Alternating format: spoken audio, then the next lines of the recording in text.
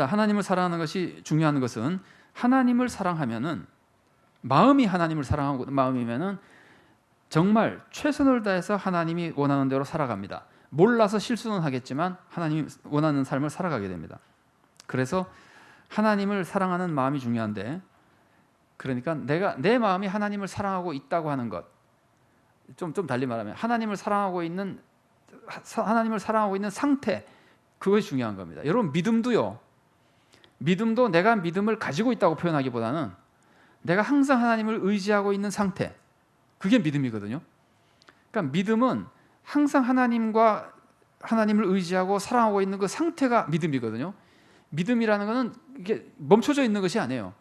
무엇을 얻고 나면 되는 것이 아니라 계속 그 관계가 유지되고 있는 상태예요. 이런 거하고 비슷합니다. 자, 여기 전기불이 켜져 있잖아요. 전기불을 100년을 켜놔도 코드 빼면 그냥 꺼지는 겁니다. 그런데 한 번도 안 켜진 전기불이라도 코드만 꽂으면 불이 그냥 들어오는 겁니다.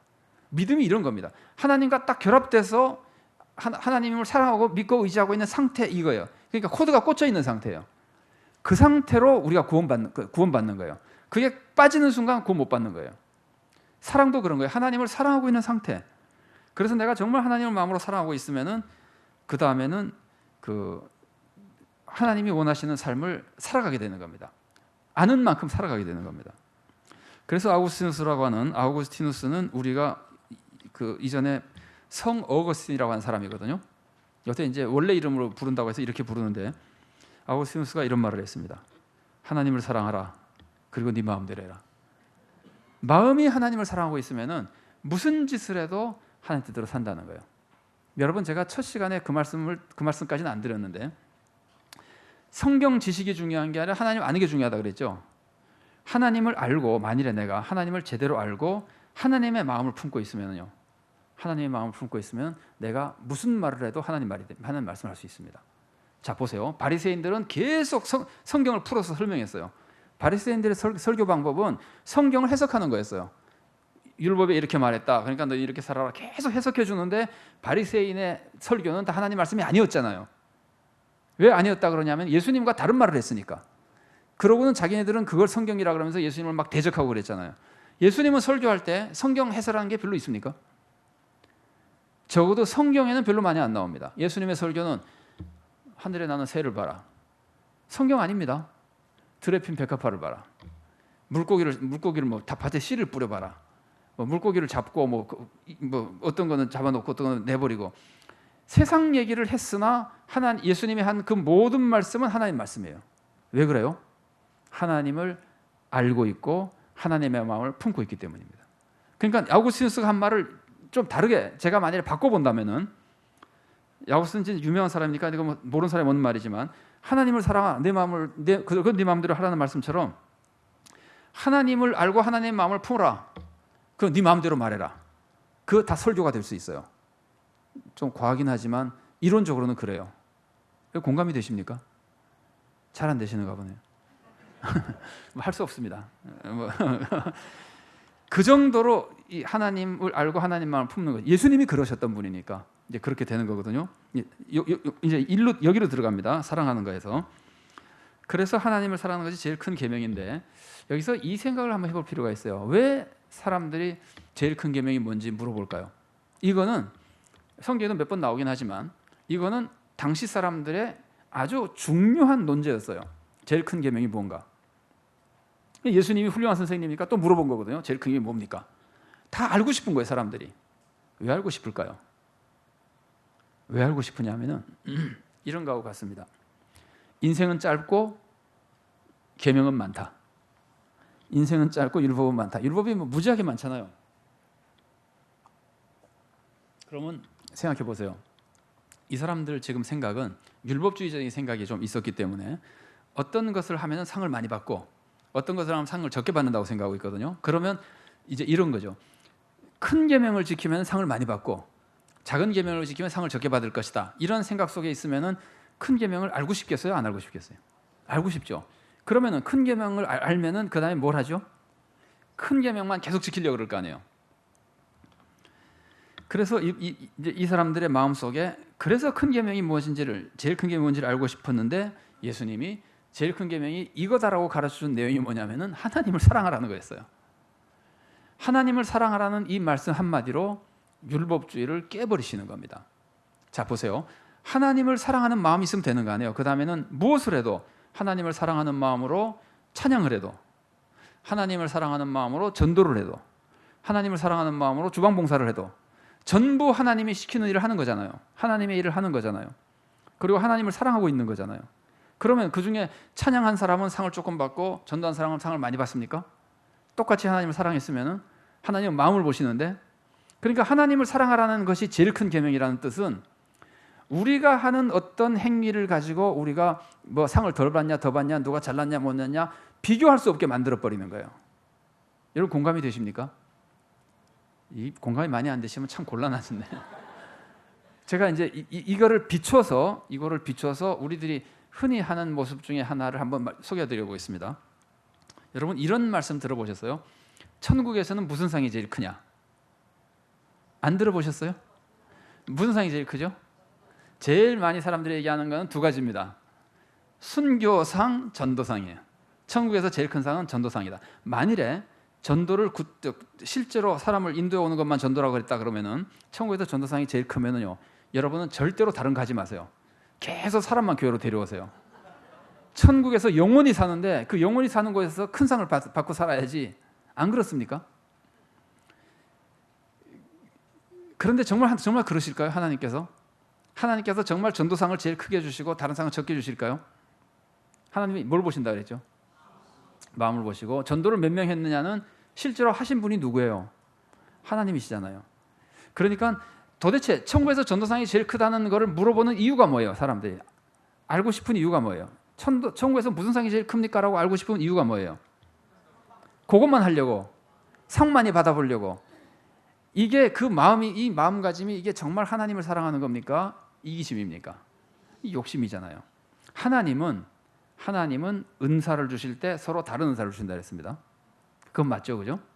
은사를 줄 때 다른 은사를 주셨으면은 사람을 말로 잘 설명해서 데려온 은사를 받은 사람도 있을 것이고, 그게 소위 말하는 예언의 은사 같은 것들입니다. 예언의 은사는 하나님 말씀을 전하는 거예요. 그 다음에 신유 은사를 받은 사람도 있을 거 아니에요. 그럼 이 사람은 안 믿는 사람에게 병을 고쳐서 전도할 수도 있으나 믿는 사람 중에 고통상을 다니는 사람을 계속 신방 다니면서 병을 고치는 역사를 할 수도 있을 거 아니에요. 전도 한 사람도 못 할 수도 있잖아요. 신유 은사를 받은 뭐 주방 봉사를 하는 사람이나 다양한 은사를 줘서 하나님이 일을 시키고, 하나님이 온 몸에 다양한 지체가 비로소 한 몸을 이루게 하셨는데 하나님이 하필이면 그 중에 사람 데려온 사람만 상을 많이 준다. 하나님이 은사를 그렇게 주고, 하나님이 이 사람에게 고은사를 주고 고은사 가지고 했기 때문에 상을 더 많이 주고 다른 사를 준 사람 상을 적게 준다. 그러면 원래 하나님이 중심을 보신다거나 뭐 하나님이 공평하시다거나 이런 거하고 좀 잘 안 맞잖아요. 하나님은요 그런 식으로 하지 않습니다. 그래서 우리들로 하여금 하나님은 그거 가지고 경쟁한다든지 서로 먼저 뭐 얻으려고 그런다든지. 여러분은 기도원에 많이 다녀보셨는지 모르겠습니다만 옛날에 기도원에 대해서 하는 말 중에 재밌는 말이 이런 말이 있습니다.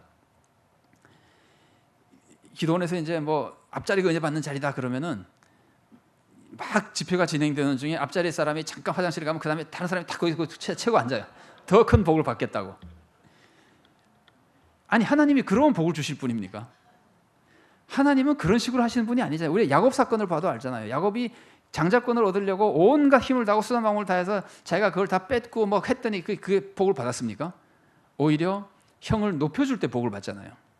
하나님은 원래 복을 주기로 다 계획하셨던 분이고, 우리는 이제 주로 우리 교회 예정론을 믿습니다만 우리에게 주신 하나님의 은혜가 충만한데 우리가 거기서 이것저것 가지고 뭐 더 상을 받고 경쟁하고 내가 무엇을 하면은 더 받을까 이런 생각하는 것은 신앙생활에 하나님을 마음을 다하고 목숨을 다하고 힘을 다해 하나님을 사랑하라는 본래 정신과 안 맞는 거예요. 본래 계명의 뜻과 안 맞는 거예요.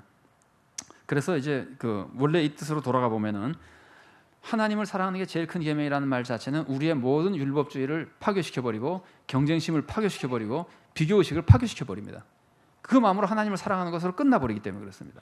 사랑하는 마음으로 무슨 봉사를 했든지 무슨 사역을 했든지 상관없는 겁니다. 하나님이 시키는 걸 하면 그냥 끝나는 겁니다. 그런데 또 한 가지 재밌는 것은 이 사람이 질문할 때 제일 큰 계명이 뭔지 물어봤습니까? 제일 큰 계명하고 두 번째 큰 계명까지 두 개를 물어봤습니까? 제일 큰 계명이 뭔지 하나만 물어봤죠. 하나만 물어보면 답이 몇 개 나와야 됩니까? 제일 큰 계명을 물어보면 답이 몇 개 나와야 됩니까? 오래전에요. 우리 이제 한국에 학력이 많이 낮았을 때 제가 아는 장로님 한 분이 작은 사업을 하시는데 그때는 정말 초등학교 졸업한 학생들이 정도가 사람들이 많았었어요. 그런 이제 학력이나 뭐 이런 것도 안 보고 이제 공원을 여공이나 이런 사람들 뽑을 때 면접은 이렇게 봐요. 이제 이분은 주로 이제 두 가지 정도, 뭐 여러 가지 물어도 보시지만 가장 중요한 거는 우리 회사 나오면은 교회 다니겠냐, 예수 믿겠냐를 물어보시고, 또 하나는 이제 얘가 어느 정도로 지혜가 있나를 물어보기 위해서 물어보는데 이런 질문하세요.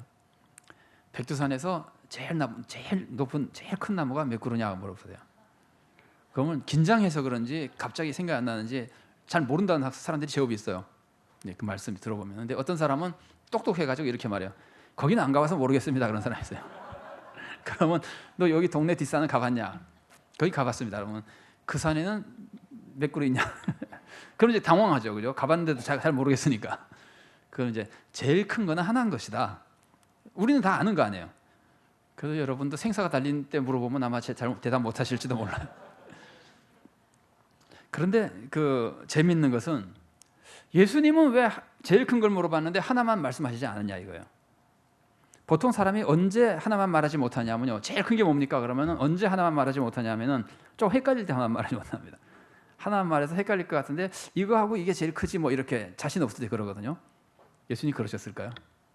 예수님이 그런 게 어디 있습니까? 예수님은 인간이 무식하기 때문에 그런 거예요.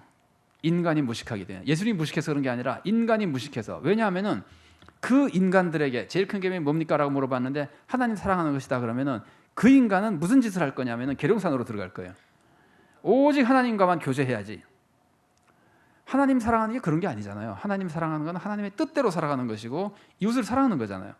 근데 사람들이 하나님 사랑과 이웃 사랑을 분리시켜 놓고 하나님 사랑이 제일 큰 계명이다 그러면은 어디 가서 예배드리고 찬양하고 기도하는 것만 하고, 또 이웃 사랑이 큰 계명이다 그러면 하나님 제쳐놓고 이웃만 사랑하려고 그러고, 그 지난번에 나왔던 것이 그런 모습들이거든요. 우리가 실수하는 것이. 그러니까 예수님은 그거를 막아주기 위해서 하나님이 사랑하기 제일 큰 계명이라 그래놓고 둘째도 그와 같다 그러면서 하시는 말씀이 이웃을 사랑하라 그러는데, 이것은 예수님의 가르침이 이겁니다. 하나님 사랑과 이웃 사랑은 분리가 안 되는 것이라는 뜻입니다. 이게 분리가 됩니까? 하나님을 사랑하는 사람이 어떻게 하나님의 자녀를 사랑하지 않을 수 있습니까? 분리가 안 되는 거거든요. 그래서 예수님께서 우리들에게 그 하나님 사랑하는 사람이 꼭 이웃을 사랑해야 된다는 걸 알려주기 위해서, 나는 하나님을 사랑하니까 기도만 하겠다는 것이 아니라 하나님을 사랑하니까 기도도 하고 이웃을 위해 희생하겠다고, 헌신하겠다고 하는 것이 균형 있는 신앙생활이 되도록 예수님이 두 가지를 예수님께서 한꺼번에 가르쳐 주시는 겁니다. 또 분리가 실제로 안 되기도 하고.